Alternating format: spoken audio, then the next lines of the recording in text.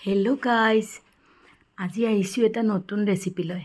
আজি ভাবিলোঁ মাছৰ ৰেচিপি এটা আপোনালোকৰ ওচৰত শ্বেয়াৰ কৰোঁ। মই আজি বনাবলৈ লৈছোঁ ৰৌ মাছৰ কালিয়া।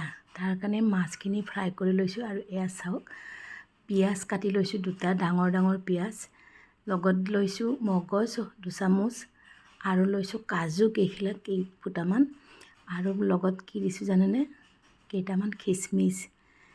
এইটো আপোনালোকে স্কিপ কৰিবও পাৰে, কিন্তু মোৰ ল'ৰাই মিঠা গ্ৰেভি খাই ভাল পাইছোঁ, অকণমান মিঠা হ'ব কাৰণে মই ইয়াতে কেইটামান খিচমিচো দিছোঁ।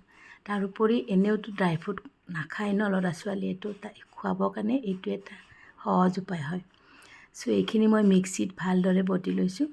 এতিয়া কেৰাহীখনত অকণমান সৰিয়হ তেল দিছোঁ আৰু আজি কিন্তু একেবাৰে মছলা নিদিয়াকৈ বনাম হা, আপোনালোকে চাব। সদায়তো আমি জিৰা, ধনিয়া, জলকীয়া গুড়ি এইবিলাক ইউজ কৰোঁ। আজি একেবাৰে একো নিদিয়াকৈ মই বনাবলৈ লৈছোঁ মাছৰ আঞ্জাটো।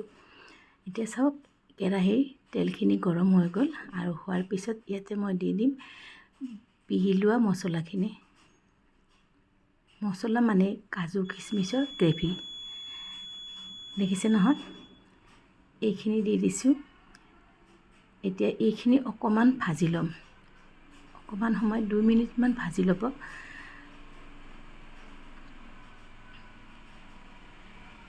এইখিনি ভাজি থাকোঁতে আপুনি ইয়াতে হালধি গুড়ি অকণমান দিব। হালধি গুড়ি দি ভালকৈ 2-3 মিনিট ভজাৰ পিছত ইয়াতে আমি কি দিম, পানী দিম। চাওকচোন, কেতিয়াবা যদি এনেকৈ বনাই পাইছে মোক জনাব হা। দেখিছে নহয়, এয়া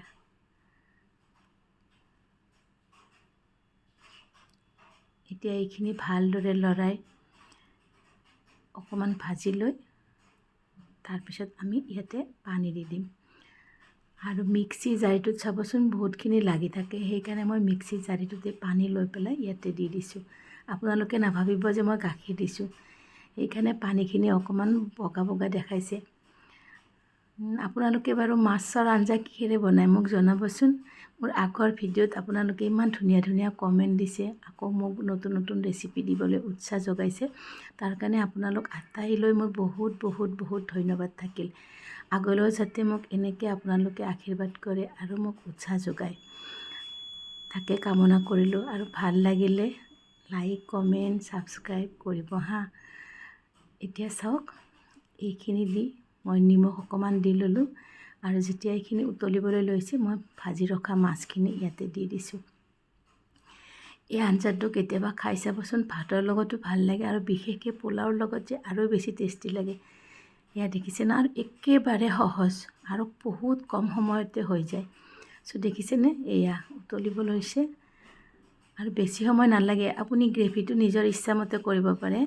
মই আজি ভাতৰ লগত খাম কাৰণে অকণমান পনীয়াকৈ ৰাখিছোঁ, আৰু লাগিলে আপোনালোকে অকণমান গ্ৰেভিটো ডাঠ বনাবও পাৰে।